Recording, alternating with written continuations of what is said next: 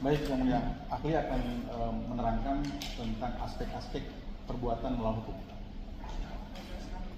Ya, jelaskan 5. Baik, saudara ahli, sebelum kami mengajukan pertanyaan kepada saudara, dapatkah saudara ahli menjelaskan terkait pengalaman saudara ahli dalam bersidang sebagai ahli? Terima kasih. Sesuai dengan CV saya sudah lebih dari 100 kali sebagai ahli, termasuk juga di Mahkamah Konstitusi. Jadi saya kira singkatnya itu sama. Baik, terima kasih saudara ahli. Pertanyaan berikut, dapatkah saudara ahli menerangkan terkait unsur-unsur yang ada dalam perbuatan melawan hukum atau PMH? Sebelum saya sampai ke unsurnya, saya mau jelaskan dulu doktrin tentang perbuatan melanggar hukum. Baik. Doktrin perbuatan melanggar hukum adalah doktrin yang bersifat umum di dalam ilmu hukum. Alasannya, doktrin perbuatan melanggar hukum terdapat di dalam hukum perdata, terdapat di dalam hukum pidana, dan di dalam hukum administrasi negara. Jadi ini berlaku umum. Dengan kata lain, semua orang yang belajar pernah di fakultas hukum lulus pasti pernah mempelajari doktrin perbuatan melanggar hukum. Dalam konteks ini, tentu perbuatan melawan hukum yang dimaksud adalah dalam konteks hukum perdata, Ya. yang selalu dikatakan oleh rahmat hidat, gitu ya, perbuatan melanggar hukum. Nah, kalau mengacu kepada doktrin, perbuatan melanggar hukum itu adalah suatu bukan perbuatan hukum, justru perbuatan yang melanggar hukum. Unsur pertama tentu adalah unsur perbuatan. Jadi kalau saya boleh pakai istilah hukum administrasi negara, perbuatan melanggar hukum adalah perbuatan faktual. Ya. Perbuatan faktual itu melanggar hukum. Kemudian ada unsur kesalahan, ada unsur kerugian, dan ada hubungan kausalitas antara perbuatan dengan kerugian. Itu yang secara umum disebut sebagai unsur perbuatan melanggar hukum. Baik. Nah, secara konseptual, perbuatan melanggar hukum itu pada umumnya adalah suatu perbuatan yang melanggar hak orang atau mengabaikan kewajiban si pelaku. Itu yang bisa saya terangkan. Baik, saudara ahli. Pertanyaan berikut, saya akan menceritakan ilustrasi secara singkat kepada saudara ahli. Berawal dari si A membeli sebidang tanah kepada si B. Namun sebelumnya tanah tersebut sudah terdapat hak guna bangunan atas nama si C. Kemudian si C ini mendirikan bangunan di atas lahan tersebut. Dan kemudian si C ini menjual tanah dan bangunan tersebut kepada si D. Nah, kemudian si A tadi yang membeli tanah, dia mengajukan gugatan perbuatan melawan hukum yang diduga dilakukan oleh si C. Padahal tanah dan bangunan tersebut sudah dimiliki oleh si D, pemilik terakhir. Pertanyaan saya kepada saudara ahli, menurut pendapat ahli, apakah semua pihak yang saya sebutkan tadi, yaitu si B, si C, dan si D, apakah itu wajib dimasukkan dalam gugatan? Silakan. Secara akademik, ada 3 alasan harus melibatkan semua orang. Yang pertama adalah supaya duduk perkara itu menjadi komprehensif.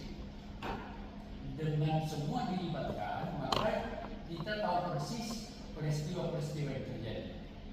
Yang kedua, apabila semua pihak dilibatkan, maka akan mudah memahami di mana letak persoalan hukumnya. Yang ketiga, supaya jangan sampai ada yang ketinggalan kepentingannya atau terabaikan kepentingannya. Oleh karena itu perlu semua pihak yang berkaitan dengan kasus itu dapat ditarik. Wajibnya ditarik supaya terpenuhi yang saya bilang tadi, aspek Baik, Saudara Ahli, saya coba tegaskan lagi ya, yang mulia. Artinya yang pihak-pihak tadi yang saya sebutkan itu harus ditarik sebagai pihak dalam gugatan. Ya, dengan ketiga alasan itu saya iya, supaya semua hal yang saya sebutkan itu tidak ada yang terlewati. Baik, terima kasih Saudara Ahli. Kemudian menurut Saudara Ahli, apakah penggugat dalam mengajukan suatu gugatan perbuatan melawan hukum wajib dikemukakan secara terang-benderang atau terperinci? Silakan. Dalam prakteknya, ketika kita memaparkan suatu peristiwa di dalam hukum, sangat ideal apabila unsur-unsur perbuatan itu kita kaitkan dengan 1365 BB itu, supaya terang problematika hukumnya. Nah, apabila penggugat tidak membuat itu, ini bisa merugikan dia, karena perjuangannya memperjuangkan haknya bisa menjadi mengalami kesulitan. Kalau saya misalnya saya disuruh uraikan unsur perbuatannya ini, unsur kesalahannya di sini. Ini soal strategi untuk memperjuangkan hak atau kepentingan kita. Baik, terima kasih Saudara Ahli. Kemudian lagi, Saudara Ahli, apa yang dimaksud dengan error in persona? Silakan. Error in persona itu salah orang secara sederhana. Jadi kita ajukan gugatan kepada si A harusnya si B, atau si C harusnya si A. Jadi ini konsekuensi juridisnya mutlak itu. Saya lanjutkan, Saudara Ahli. Bagaimana pendapat Saudara Ahli jika terjadi suatu peristiwa hukum dengan contoh sebagai berikut? Ada sebidang tanah telah dijual oleh pemiliknya kepada seseorang atau pihak lain. Namun di kemudian hari muncul gugatan perbuatan hukum terhadap pemilik yang telah menjual tanah tersebut. Pertanyaan saya, apakah hal itu disebut sebagai error in persona? Ya, kalau yang mau dipersengketakan adalah hak dan kemudian hak itu sudah dikuasai, tanah misalnya sudah dikuasai orang lain, yang digugat kalau menurut saya ya, boleh menjadi pendapat kita, orang yang menguasai tanah terakhir itu harus digugat supaya lengkap semuanya. Kalau tidak nanti konsekuensinya bisa logikanya. Kalau tidak digugat, tidak dilibatkan orang yang terakhir itu, maka orang yang pemilik sebelum pemilik terakhir diputus. Lah, apa efeknya terhadap orang itu? Saya misalnya pemilik terakhir, saya tidak digugat, tapi Anda yang digugat. Kan efek langsungnya tidak ada kalau saya tidak dilibatkan. Jadi ini bisa merugikan. Jadi kalau saya ya, pendapat saya harus dilibatkan. Baik, saya tegaskan lagi ya, izin yang mulia, bahwa yang pemilik terakhir harus atau wajib dilibatkan. Ya, supaya semua pihak itu yang berkepentingan diberi kesempatan untuk mempertahankan kepentingan atau hak supaya. Oke, sehingga maksud ahli si error in persona tidak masuk. Artinya tidak salah orang. Bisa menjadi error in persona kalau si pemilik terakhir tidak. Oh, baik. Izin. Oke, baik. Selanjutnya akan dilanjutkan oleh rekan. Baik, terima kasih. Saudara ahli, bagaimana menurut pendapat ahli jika dalam suatu gugatan yang digugat oleh penggugat hanya kepada pemilik, hanya kepada yang penjual, pemilik awal, sementara pemilik terakhir tidak digugat dalam suatu gugatan? Pertanyaan saya, apakah hal tersebut dapat dikategorikan sebagai gugatan kurang pihak? Ya, itu kurang pihak. Di pembukaan saya sudah katakan, idealnya di dalam suatu peristiwa hukum semua pihak-pihak yang berkaitan dengan itu dipanggil. Ya. Dengan alasan seperti tadi, persoalannya supaya terang, mudah menemukan di mana persoalan hukumnya, dan tidak ada pihak yang hak atau kepentingannya terlewatkan, katakanlah begitu. Iya. Terlewatkan atau dilihat, sehingga harus didudukkan semua dipanggil. Hanya saja kan tinggal posisinya apakah T atau TT. kan lebih mudah sekali menetapkan itu. Kalau TT dia berarti tidak perlu dibuktikan unsur kesalahannya. Iya. Kalau T dia dibuktikan unsur kesalahan. Baik, baik. Baik, terima kasih. Ada lagi, saudara ahli. Menurut pendapat saudara mengenai satu hal berikut ini ya, seorang telah membeli sebidang tanah pada bulan Januari 2025.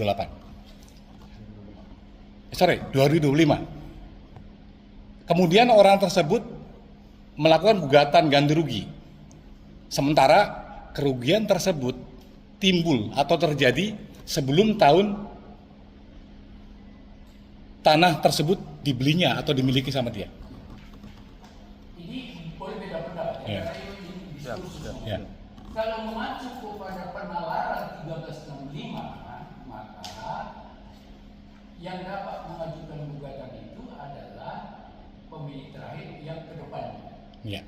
Kalau menurut saya seperti itu. Oke. Saya belum pernah menemukan gugatan seperti itu, belum Iya. pernah saya alami, Iya. yang sifatnya retroaktif. Iya. Dulu itu kan maksudnya kan. Iya, betul. Saya belum pernah menemukan itu. Kalau saya mengacu kepada nalar di pasal 365, ya ke depannya. Jadi sejak kapan dia memiliki itu, sejak itulah ke depannya dia Dapat menggugat. itu pendapat. Baik, terima kasih. Sekarang saya cukup. Baik, izin terakhir pertanyaan saya dari saya saudara ahli. Saya coba ilustrasikan ya. Ada seseorang membeli satu lahan yang notabene alasaknya giri. Ya kan? Si A beli ke si B alasak giri. Namun lahan tersebut sudah terdapat HGB milik orang lain. Dan kemudian lahan yang sudah ber-HGB tadi sudah didirikan beberapa bangunan rumah. Nah, menurut pendapat ahli, seseorang yang membeli ini tadi hanya notabene berupa surat giri. Ya. Apa pendapat saudara ahli kira-kira dalam hal ilustrasi ini? Jadi itu kan termasuk letter C. Ya. Jadi kalau di dalam administrasi pertanahan zaman Belanda, letter A itu adalah jumlah penduduk. Baik. Letter B itu adalah tanah-tanah milik desa. Letter C itu adalah nama-nama orang yang memiliki bidang tanah. Itu sifatnya administratif, bukan merupakan suatu keputusan hukum. Sifatnya deklaratorik atau konstitutif tidak, karena itu buku administratif. Nah, oleh karena itu di dalam berbagai keputusan dalam peraturan selalu dikatakan letter C itu bukanlah bukti kepemilikan, tapi bukti awal untuk kemudian diproses menjadi peningkatan hak, ditambah dengan bukti lain, misalnya saksi-saksi. Jadi kalau dari segi juridis formal sudah jelas, dari aspek juridisnya ya HGB itu pasti lebih kuat. Bukan berarti mutlak. Di dalam beberapa jurisprudensi saya baca ada juga kasus diri menang lawan HGB. Baik. Ada beberapa. Oleh karena itu, kalau saya tidak baca, kalau saya tidak salah baca, diterapkan secara kasuistis. Jadi tidak mutlak putusan sini otomatis serta-merta akan diterapkan berlaku dalam kasus yang sama. Tapi ada diri yang menang, ada juga yang kalah. Itu bacaan saya. Baik, saya penegasan lagi bahwa aspek juridis jika lahan itu sudah terdapat HGB atau hak guna bangunan, maka itu lebih kuat daripada si giri tadi. Itu dari aspek juridis formal. Aspek juridis formal. Tapi di pengadilan, Ya. praktek yang berada, ada juga diri yang menang, itu masalahnya. Oke. Jadi makanya diterapkan secara kasuistis. Tidak bersifat kalau di sini kalah berarti kalah semua. Baik, Itu yang baik. saya temukan hasil terakhir. Izin yang mulia, satu lagi. Nah, kalau ternyata si girik ini, saya ilustrasikan, si girik ini ternyata tidak berada di dalam HGB tersebut. Kan kalau orang ngurus HGB kan pasti ada dilampirkan girik, misalkan ada beberapa girik. Tapi kalau girik ini yang tidak masuk dalam HGB, bagaimana pendapat Anda? Ya itu error. error in Object. object. Oke. Baik. Baik, terima kasih ahli. Demikian yang mulia, cukup. Terima kasih. Terima kasih saksi ahli.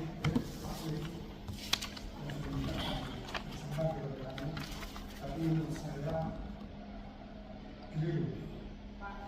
Maaf, bertanya. Sebentar. Saya mendapat ahli. Bukan begitu. Maksudnya kalau Saya mendapat ahli. Dia benar. maaf ya, kalau kita nanti berargumen, nanti jadinya bukan persidangan, tapi ujian disertasi. Antara penguji dan yang diuji. Saya penguji, kalau saya memposisikan penguji, bapak yang diuji, nanti saya akhirnya beradu argumen. Kalau di sini kan persidangan, pertanyaan, berupa pertanyaan yang akan kita tuangkan dalam berita acara. Kalau argumen, nanti kita akan tuangkan ke dalam suatu laporan ilmiah. Perbedaan antara Dia persidangan, ahli. ya enggak, makanya Bapak bertanya aja, jangan membantah. Memang pendapatnya seperti ini, ahli betul Pak. Kalau Bapak punya argumen lain, Bapak tanya. Kalau begini, bagaimana dasar hukumnya? Begitu Pak. Kalau saya berargumen, misalnya saya berargumen sama Bapak ya, Bapak ini nggak benar, harusnya begini. Wah, nanti kita jadi kayak penguji dan jadi uji. Ini adalah persidangan. Mohon bertanya aja, tidak usah mengungkapkan pendapat. Kalau mengungkapkan pendapat, nanti kesimpulan. Monggo silahkan bertanya. Saya tidak sependapat ini. Ini saksi ahli. Oke, ya. Jadi apa yang kalau dikatakan salah, itu akan diterima. Kalau dia salah, akan diterima majelis. Apakah jadi itu gini nanti? Pak. Maka saya mau merumuskan. Ya, Saya dengan pertama dioksin. maaf begini Sehingga Pak. diri saya Bapak bertanya aja. Kalau memang keterangan Bapak ini nggak benar, Bapak ajukan ahli yang lain. saya Kalau ahli. Saya mengajukan. Saya dibilang masa saya. Jangan ibu salah majelis hakim. Masa saya mengajukan saksi ahli lain. Saya lebih ahli. Saya dengan pertama dioksin. Jangan masalah gini terus. Jadi begini ya Pak ya. 13 saja. Pak, jadi begini Pak ya. Ini ahli. Iya. Dia memberikan pendapat atas Iya. keahlian yang dimilikinya. Iya. Ya. Bukan dia saksi fakta. Ya, Betul itu Pak. Ya. Betul. Jadi dalam konteks sekarang persidangan ini pemeriksaan saksi ahli, Bapak sebaiknya bertanya. Kalau Bapak nanti keberatan atas keterangan Bapak ini, Bapak bisa tuangkan dalam kesimpulan, ya. Kalau memang ada pembanding saksi ahli yang lain, monggo Bapak bisa ajukan, ya, tapi bukan mengkonter.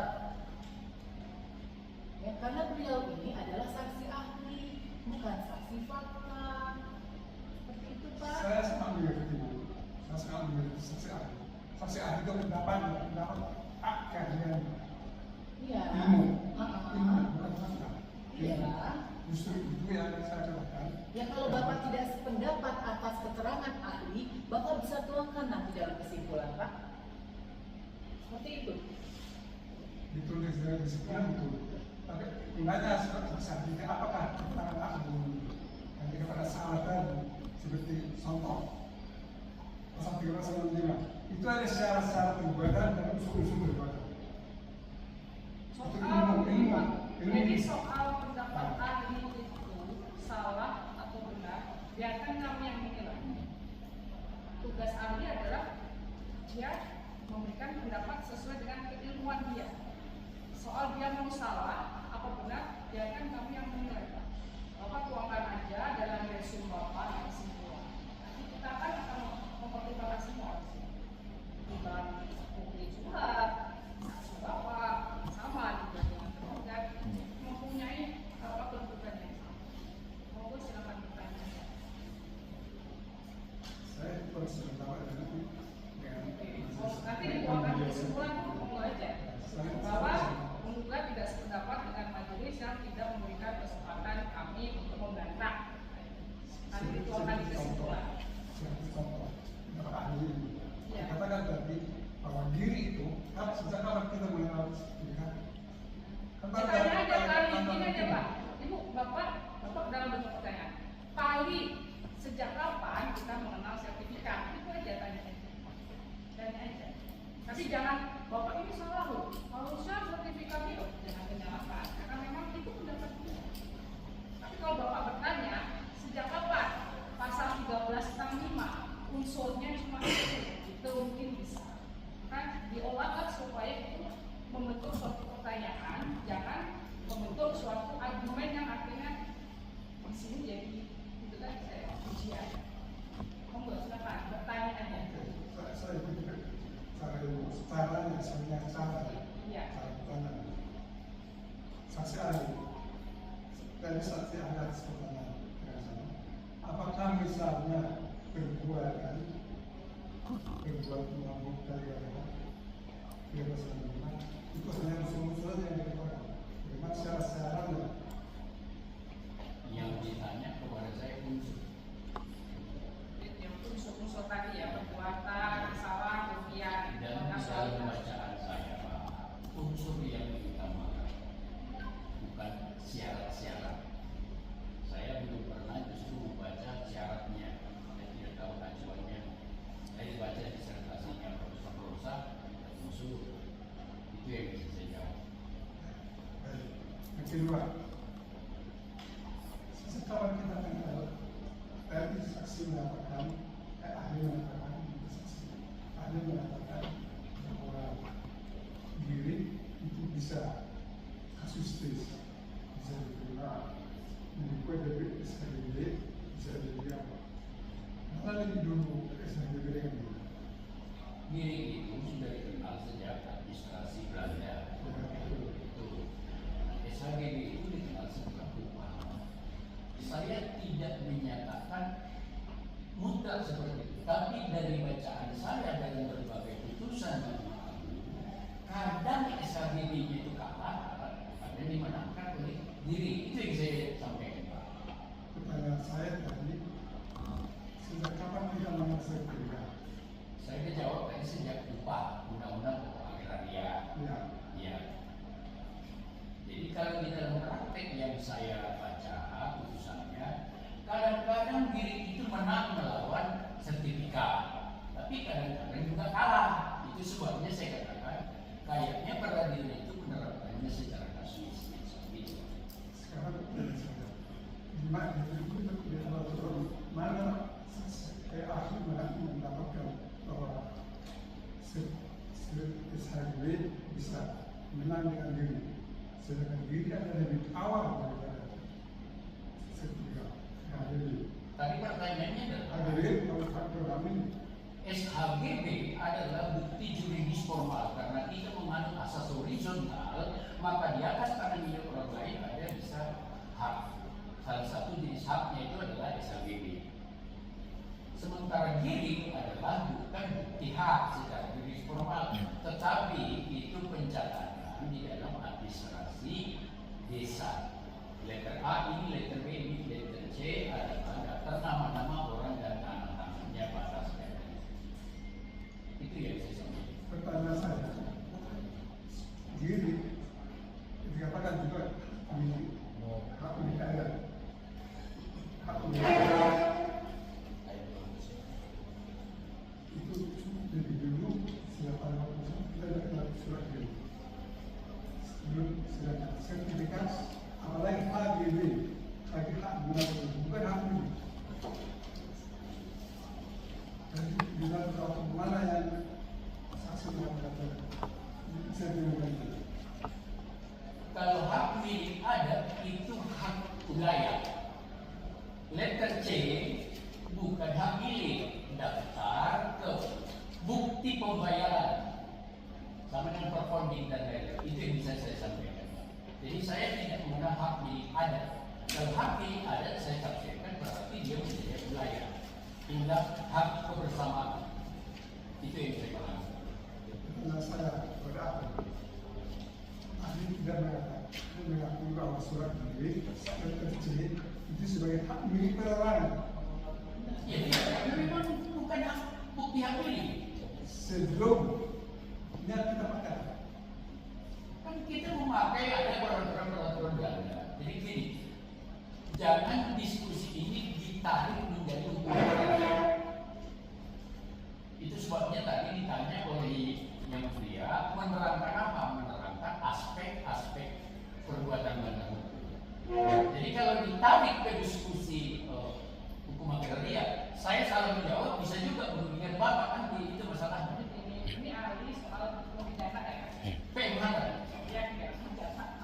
perdata Pak.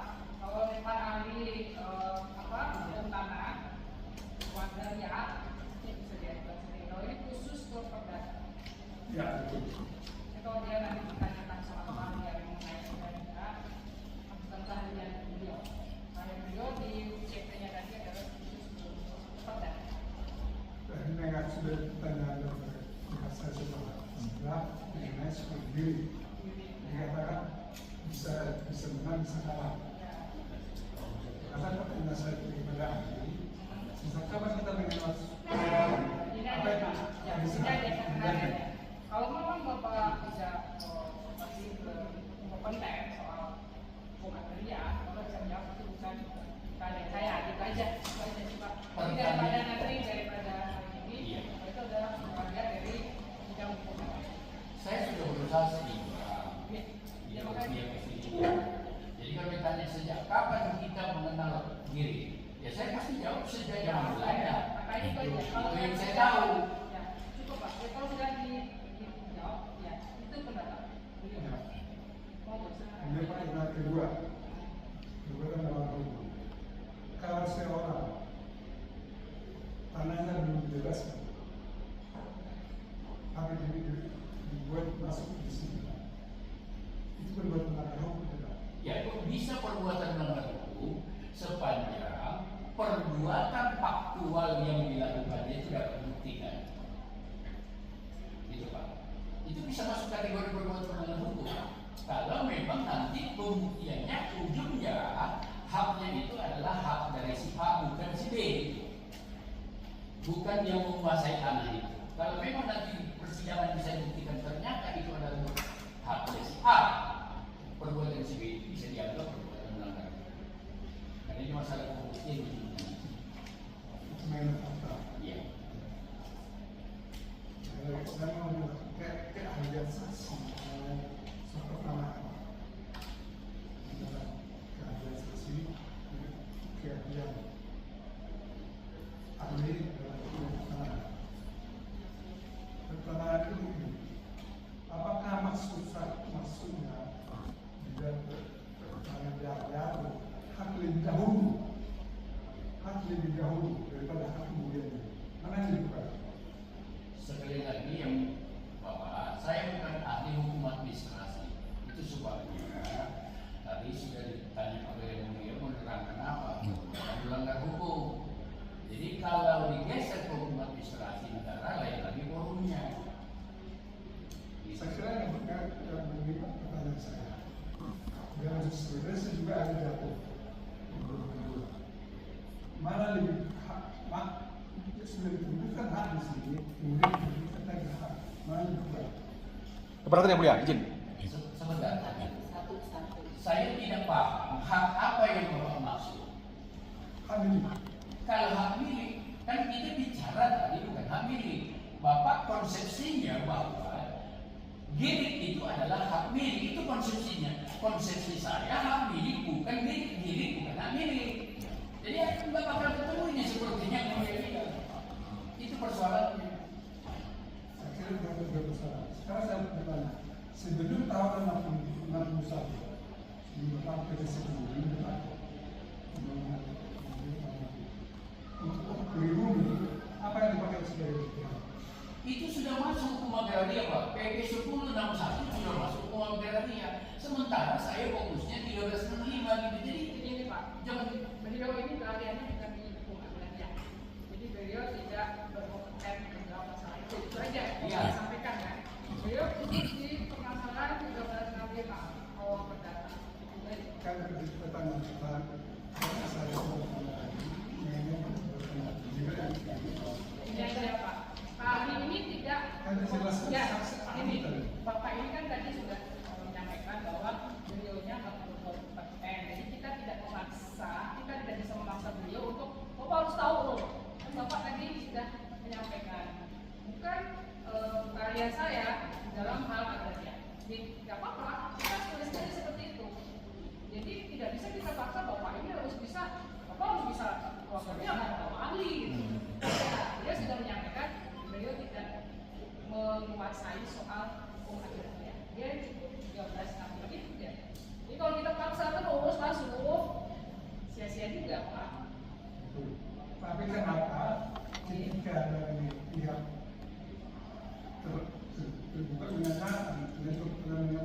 hak anak yang mana tadi. Kok bisa jawab? Makanya saya Sudah bilang, jawab. Kok juga jawab?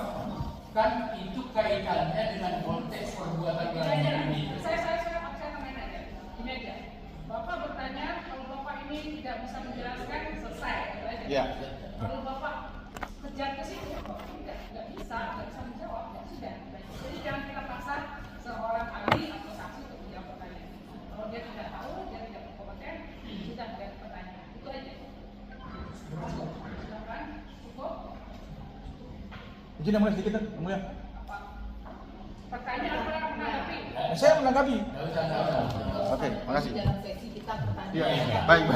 Silakan dituangkan. Baik, Yang Mulia, baik. Silakan. Baik, Yang Mulia. Cukup, Bapak? Cukup juga? Cukup, Yang Mulia. Ya. Boleh, Bapak?